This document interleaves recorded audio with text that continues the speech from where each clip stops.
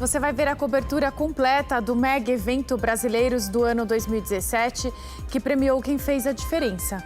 E mais, deputados autorizam PEC que libera eleições diretas caso a presidência da República fique vaga antes do fim do mandato.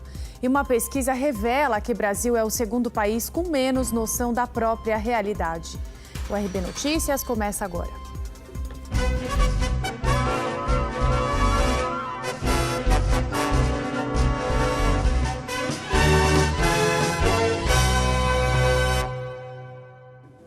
Boa noite. A Editora 3 homenageou ontem em São Paulo os brasileiros do ano. Sérgio Moro representou o Brasil na categoria Justiça. Vamos acompanhar a cobertura completa. O evento Brasileiros do Ano, edição 2017, realizado pela Editora 3, começou a cerimônia homenageando o fundador Domingo Alzugaray. O presidente executivo da editora, Caco Alzugaray, abriu o evento. Senhoras e senhores, nessa noite, como nos últimos 15 anos, estamos homenageando os brasileiros que representam o melhor de nossa sociedade. Cada um com sua habilidade e responsabilidade nos orgulha, inspira e guia em direção ao nosso sonho, que a editora nunca desistiu e nunca desistirá, de tornar esse país um lugar muito mais feliz de se viver. Ao todo, são 16 premiados em categorias de comunicação, televisão, economia política, cultura, esporte e vários outros temas de relevância dentro do cenário brasileiro. O premiado da categoria ética e primeiro a receber o troféu foi o maestro e pianista João Carlos Martins. Na minha vida cometi erros e acertos. Os erros procurei corrigir e os acertos aprimorar. Mas há 25 anos atrás, prometi ao meu pai, com 90 anos, que iria tentar deixar um legado neste país. 10 anos depois, duas pessoas começaram a reconhecer: Antônio Hermílio de Moraes e Domingos Alzugaray. Na categoria de televisão, o resultado deu empate às atrizes Isis Valverde e Juliana Paz, protagonistas da última novela da Globo, que emocionaram o Brasil todo com suas personagens Ritinha e Bibi. É muito difícil fazer papel de uma bandida no Brasil, fazer papel de uma fora da lei, principalmente nesses tempos que a gente vive no Rio de Janeiro. Tá tudo muito complicado. Eu achei que eu fosse apanhar na rua, eu achei que fossem dar na minha cara. E não, eu me surpreendi. As pessoas se compadeceram, as pessoas começaram a torcer pela Bibi. E eu entendi que o povo brasileiro, as pessoas que gostam de novela, elas querem se sentir identificadas, elas querem se emocionar. Estamos passando momentos difíceis e poder fazer um personagem que seria um bálsamo para a população brasileira foi um presente que a Glória me deu. Foi lindo, né? Você saber que o reconhecimento do seu trabalho é muito bacana. Fiz para vocês mesmo. E a Ritinha continua no coração? Ritinha vai continuar sempre no coração. Nunca vai sair, vai ficar ali guardadinha. E o apresentador Luciano Huck e o prefeito de Salvador, Antônio Carlos Magalhães Neto, vencedores da categoria Comunicação e Política, respectivamente expressam esperança e vislumbram um Brasil com mais igualdade social. Esse país é extremamente desigual, é muito injusto o dia a dia que a gente tem aqui. O Celso falou da infância dele aqui, e a história do Celso é a exceção, ele está sendo premiado aqui pela competência, pela resiliência, mas a gente tem milhões de não Celsos Brasil afora que, se a gente não estender a mão, se a gente não se preocupar de fato, a gente nunca vai ter um país mais justo. Então, com todo respeito aos políticos presentes aqui, eu acho que o maior número de políticos por metro quadrado de palco, eu acho que a gente tem que chegar perto da política, a gente tem que entender que o verbo servir tem que ser conjugado no tempo e no significado correto. E eu acho que o meu papel, o que eu estou disposto a fazer, de sair da minha zona de conforto, de botar a cara na rua, de colocar a minha voz para ser ouvida ao máximo possível, é que a minha geração tem que se aproximar da política de fato. Pegando um pouco o gancho do que disse aqui o Luciano, sem dúvida alguma, nós vivemos a mais grave crise política da história desse país. No entanto, eu entendo que existem sim diversos exemplos, Brasil afora, que podem, unidos com a sociedade, construir um futuro completamente diferente para o Brasil. O prefeito da cidade de São Paulo, João Dória, também deu sua opinião sobre o assunto. Prefeito, otimismo foi uma palavra que se ouviu muito hoje, né, na boca das pessoas que foram homenageadas. O que o senhor tem a dizer para a população continuar sendo otimista perante essa crise que continua, que já vem há um tempo? Otimismo com realismo. Eu sou um otimista, então mesmo diante da dificuldade, eu coloco uma dose sempre de positivismo e de otimismo.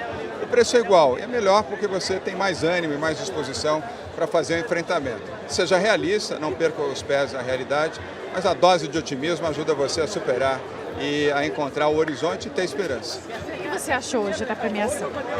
Eu gosto, acho que esse é o 6º ou 7º ano que eu venho. Eu gosto, eu vejo novos brasileiros, e o João Paulo, esse menino de 7 anos, que foi super saudado, foi super celebrado, fez um discurso lindo. Adorei, aliás, é a primeira vez que eu vejo uma criança receber um prêmio nesses 7, 8 anos que eu estive aqui. E gosto também de ver brasileiros, jovens, de diferentes setores, que fizeram jus a receber esse prêmio. Eu acho bacana, é bom, aumenta o otimismo e traz esperança. O ministro da Fazenda, Henrique Meirelles, premiado na categoria Economia, comentou o atual momento da área no Brasil.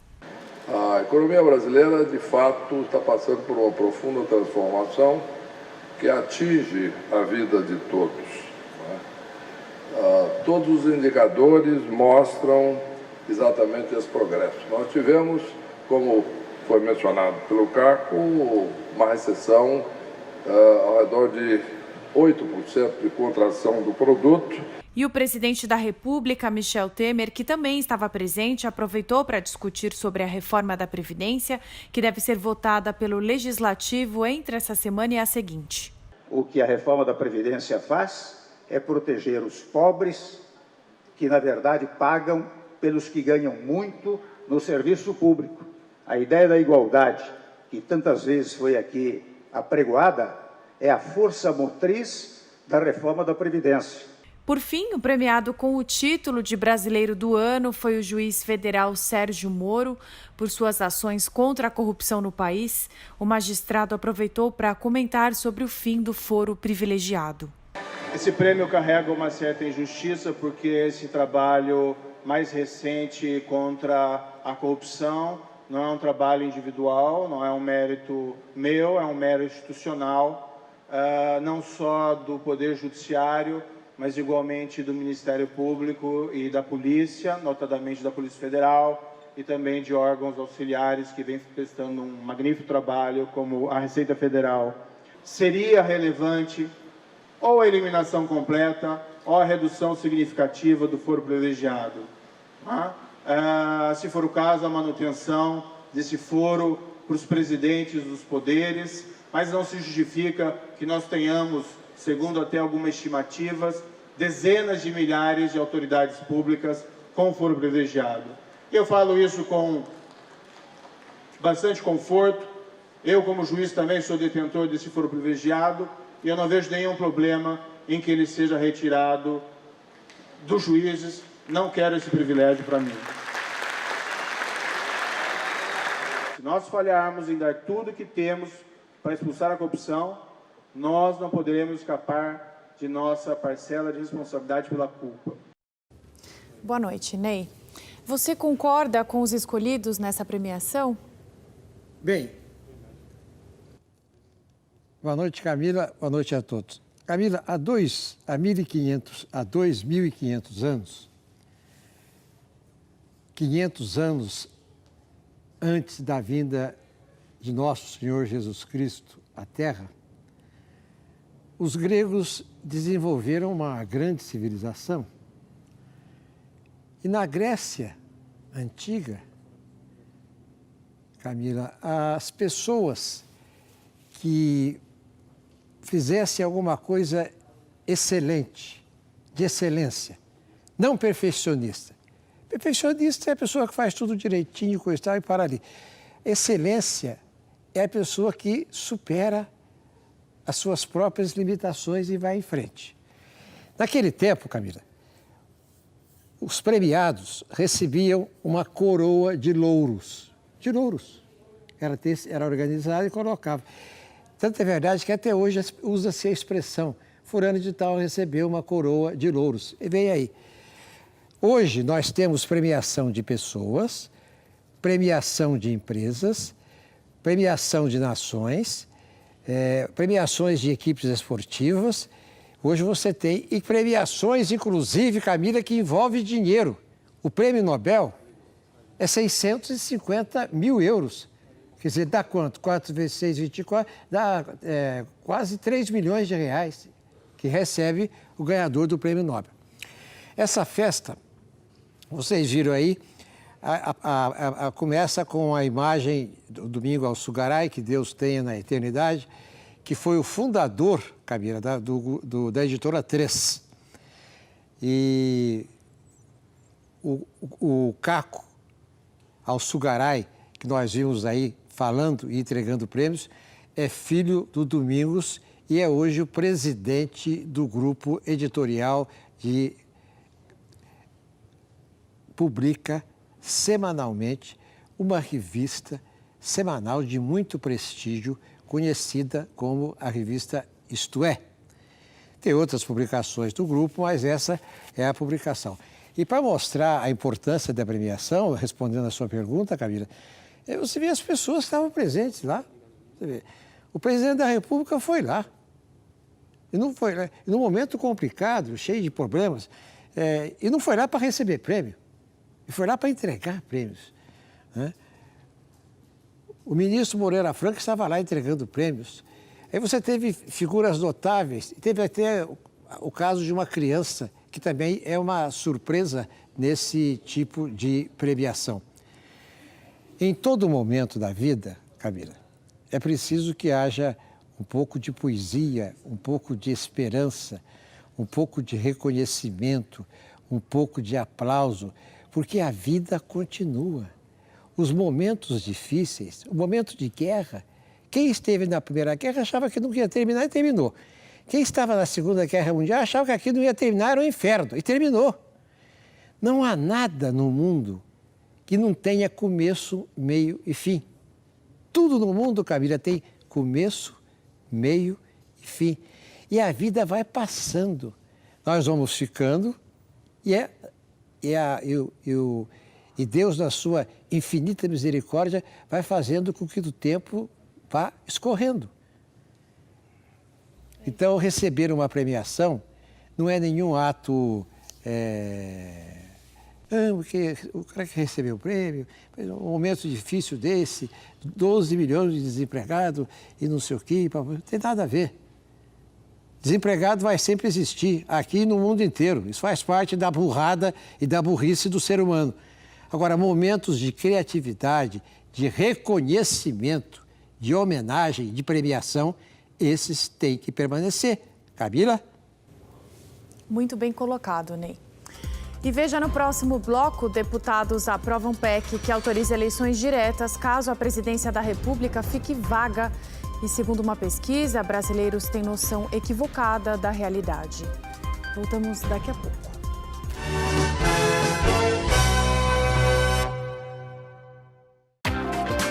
De segunda a sexta, às 17 horas, você fica com a gente. Nani Venâncio é a sua companhia nas tardes da Rede Brasil. Entrevistas, gastronomia, moda e todos os assuntos do universo feminino.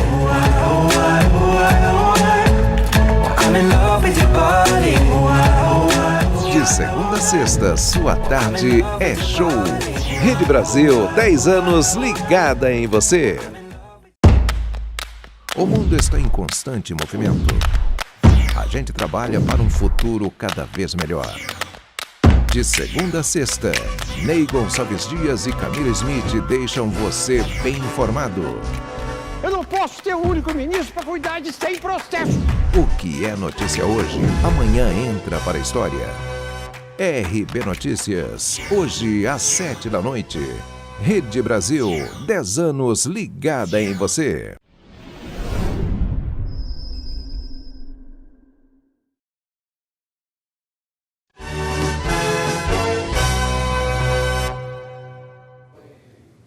Deputados da Comissão de Constituição e Justiça aprovaram hoje uma PEC que autoriza as eleições diretas caso a presidência da República fique vaga antes do fim do mandato. A Comissão de Constituição e Justiça da Câmara dos Deputados aprovou nesta quarta-feira a PEC que autoriza eleições diretas no caso de vacância da presidência da República até 6 meses antes do fim do mandato. Com o resultado, a PEC será encaminhada para uma comissão especial e depois o texto precisa ser votado no plenário em 2 turnos, antes de ser enviado para análise do Senado. A proposta autoriza eleições diretas no caso de vacância da presidência e a vice-presidência da República, até 6 meses antes do fim do mandato. Atualmente, a Constituição determina que, se a presidência ficar vaga nos 2 últimos anos do mandato, deverá ser realizada a eleição indireta pelos membros do Congresso, com votação convocada para até 30 dias após a vacância. Ao longo do ano, em meio às denúncias da Procuradoria-Geral da República contra o presidente Michel Temer, a base aliada do Palácio do Planalto vinha obstruindo a análise da PEC, que ficou parada na CCJ. As acusações, que poderiam levar a um eventual afastamento ou perda de mandato do PMDBista, acabaram rejeitadas pela Câmara. Voltamos agora a ouvir novamente a opinião do nosso comentarista Ney Gonçalves Dias. Ney, essa decisão, na sua opinião, ela é um avanço ou um retrocesso? Camila, primeiro, esse negócio aí vai ter uma longa caminhada. Você vê, esse negócio aqui, Camila, faz uns 8 meses que está parado lá. Agora, essa comissão é importante, a Comissão de Constituição e Justiça é onde todo o projeto é obrigatório passar. Por quê? Porque ele verifica se é contra ou não a Constituição. Mas ainda tem uma comissão especial para analisar. Depois, Camila, isso aí vai ter que ter 2 votações, com 308 votos cada uma. Isso é emenda constitucional. Muito bem, vamos entender o que está acontecendo agora. Camila, hoje, dezembro de 2017, a Constituição brasileira diz que, se a presidência da República ficar vaga nos 2 primeiros anos do mandato, o Tribunal Superior Eleitoral pode convocar eleições gerais, abertas, livres. Muito bem. A presidente Dilma saiu do governo e se pretendia, ela já tinha passado 2 anos lá, aí se pretendia que fosse feita eleição direta. Você se lembra? Todo mundo falou, não, eu sou a favor da eleição direta, eu quero eleição direta. Acontece, Camila, que a Constituição diz o seguinte, nos 2 últimos anos do mandato, se houver vacância, o Tribunal Superior Eleitoral dá um prazo de 30 dias para que a Câmara dos Deputados eleja. Então, no caso ali, se tivesse acontecido depois da saída da Dilma, a Câmara dos Deputados é que ia indicar o presidente, que poderia não ser o Temer. Essas pessoas, Camila, eles ficaram tão voltados para esse negócio de eleição direta, eleições abertas, que eles acabaram fazendo esse projeto aqui, porque eles não conseguiram fazer isso aqui lá. Por que não conseguiu lá? Porque a Constituição não permite. A Constituição diz, não, aqui é a Câmara que vai votar, aqui não tem outra discussão. Sempre é uma... O que isso vai alterar na vida brasileira? Apenas uma postura, Camila, de certos políticos que querem consertar uma coisa que não tem nenhuma importância na vida brasileira. Raramente, Camila, você vai ter um presidente que não vai terminar o mandato. Raramente vai ter um presidente que vai morrer. Raramente vai ter um presidente que vai ser empichado, impeachment. Camila, o Brasil tem 517 anos, Camila. 517 anos o Brasil tem. Só teve 2 processos de impeachment. O do presidente Collor e da presidente Dilma. Então, você vê, em 500 anos só teve 2. Quer dizer, é muito difícil que isso aconteça. O que é muito importante, Camila, é que eu gostaria que você prestasse atenção neste fim de semana, e os telespectadores também, do seguinte. Eu estou tendo a impressão que está havendo uma certa mudança de comportamento de setores da opinião pública, da imprensa e de políticos com relação à reforma da Previdência. não será surpresa para mim se esta reforma finalmente for votada na próxima semana. Camila. Obrigada, Ney. Segundo uma pesquisa realizada em 38 nações para avaliar o conhecimento geral e a interpretação que as pessoas fazem sobre o país em que vivem, os brasileiros só ficaram à frente dos sul-africanos. O Brasil é o segundo país do mundo em que as pessoas mais têm percepção equivocada sobre a realidade. Vamos ver. A informação faz parte da pesquisa Os Perigos da Percepção, realizada pelo Instituto Ipsos Mori e divulgada hoje. O estudo apresentou aos entrevistados perguntas sobre a realidade de seus países e, em seguida, comparou a percepção das pessoas com dados oficiais. O efeito indica que, pelo mundo todo, há pouca familiaridade com temas de segurança, imigração, saúde, religião e mesmo tecnologia. Os países que lideram o chamado Índice de Percepção Equivocada são África do Sul, Brasil, Filipinas, Peru e Índia. O ranking é o equivalente ao que, na mesma pesquisa realizada no ano passado, foi chamada de Índice de Ignorância, uma média computada a partir da diferença entre as respostas fornecidas pelos participantes do estudo e os dados oficiais de cada país. Naquela ocasião, o Brasil havia ficado em 6º lugar, por mais que não seja possível comparar diretamente os dois levantamentos, já que as perguntas eram diferentes. Internacionalmente, as pessoas superestimam a quantidade de imigrantes que estão presos em cada um de seus países. A percepção média é de que 28% da população carcerária é formada por imigrantes, quando o número real nos países em que a pesquisa foi feita é de 15%. Além de tratar de dados sobre segurança, a pesquisa também testou a percepção internacional a respeito de alguns comportamentos. A Rússia foi citada pela maioria dos entrevistados como sendo o país que mais consome bebidas alcoólicas no mundo, por mais que seja apenas a 7ª colocada no ranking, que é liderado, na verdade, pela Bélgica, segundo a pesquisa. O Brasil é o país em que a população tem a percepção mais errada a respeito da gravidez de adolescentes. Enquanto os entrevistados, em média, acham que 48% das meninas entre 15 e 19 anos dão à luz, o dado real é de 6,7%.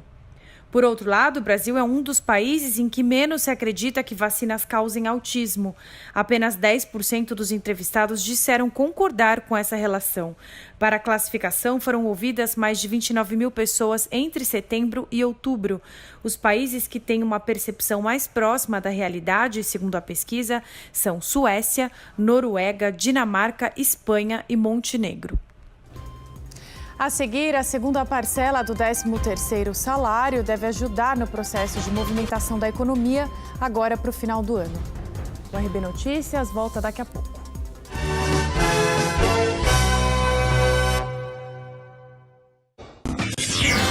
Não perca Papo VIP agora em novo horário às 10h30 da noite. Amanda Françoso recebe grandes personalidades com muito gastronomia refinada, dicas de beleza, saúde e moda. Não perca Papo VIP agora em novo horário às 10h30 da noite. De Brasil, 10 anos ligada em você. O mundo está em constante movimento. A gente trabalha para um futuro cada vez melhor.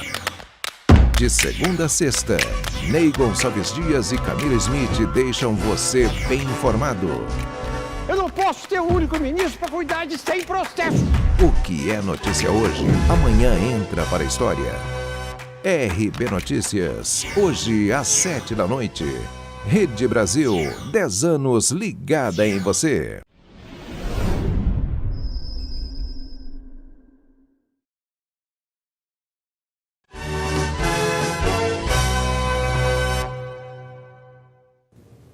Pensar em fim de ano é lembrar de presentes e a economia brasileira sempre é agitada nessa época. A segunda parcela do 13º salário deve ajudar no processo de movimentação.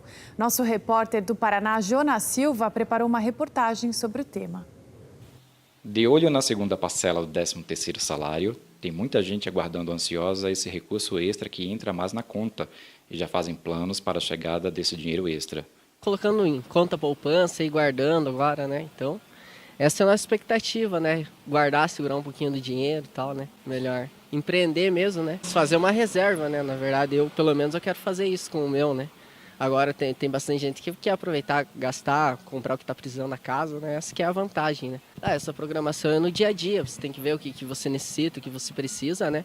E somar suas contas no final do mês, né? Para você enquadrar tudo certinho, para no começo do mês, do outro mês, você não entrar em déficit, né? Então, é isso que a gente tem que fazer, né? Para daí sobrar um pouquinho de dinheiro aí para você estar no final do ano e ter aquela reserva para uma precisão, ou para de repente curtir aquelas férias bem legal, né? Sem acomodação, né? Esse é o dever de casa. Esse é o dever de casa. Será cerca de 200 bilhões de reais a mais injetados na economia por cerca de 83 milhões de trabalhadores que devem receber até o dia 20 de dezembro a segunda parcela do 13º. Mesmo com o alto valor inserido no mercado, a projeção ainda é inferior à do ano passado. A redução chega a 4% entre os trabalhadores formais, incluindo empregados domésticos. A média de pagamento para o país é de R$ 2.251 por pessoa. Essa é a estimativa da ACI. A segunda parcela do 13º representa para a nossa economia, a economia do comércio varejista, uma importante situação, onde é o momento de alavancarmos as vendas agora deste final de ano. Então, para que tenhamos um Natal mais gordo, nós sim dependemos dessa segunda parcela do 13º ingressando no comércio e também na área de prestação de serviço, na área industrial. Já entre pensionistas e aposentados, a variação é de quase 1% no número de benefícios. De modo geral, os trabalhadores que já receberam a primeira parcela do 13º terão um pouco de dificuldade em dividir a renda extra com o pagamento de contas e a compra de presentes. Do jeito que está as coisas hoje, né? Fica bem difícil mesmo. A gente dava um jeito, às vezes deixava de pagar uma conta, né? Para poder comprar, né? O RB Notícias termina a nossa edição por aqui e eu volto amanhã às 7 horas da noite. Continue ligado na nossa programação. Obrigada.